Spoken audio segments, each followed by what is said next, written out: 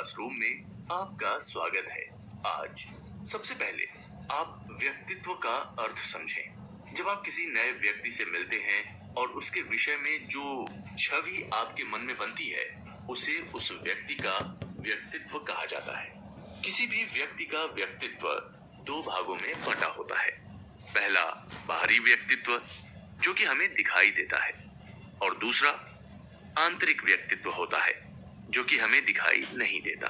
बाहरी व्यक्तित्व को जहां हम अपनी वेशभूषा और व्यवहार के तरीकों में बदलाव करके आकर्षित बना सकते हैं, वहीं हमारा आंतरिक व्यक्तित्व हमारे स्वभाव, गुण तथा आदतों से संबंधित होता है। कोशिशें करने पर हम इसमें थोड़ा बहुत तो बदलाव ला सकते हैं, लेकिन पूरे तौर पर नहीं, क्योंकि हमारे जो जन्मजात गुण हैं, उसमें हम कोशिश करके भी बदलाव नहीं ला सकते।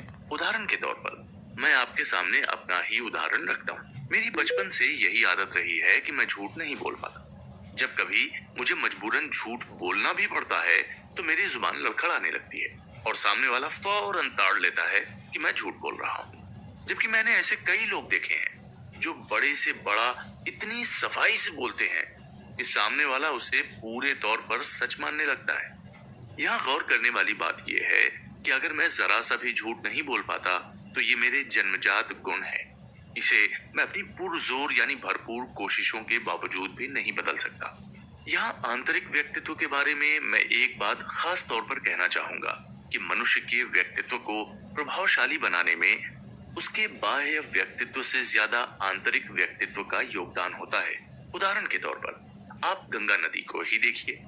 उसका बाहरी रूप भी और नदियों के समान ही है, लेकिन उसके जल में पाए जाने वाले औषधीय गुणों का भारत ही नहीं, संसार की कोई भी नदी समानता नहीं कर सकती। यही कारण है कि गंगा नदी को बहुत पवित्र माना जाता है। हिंदुओं के लिए तो ये माँ के समान है। उनके प्रत्येक धार्मिक कार्य में इसके जल का उपयोग किया जाता है।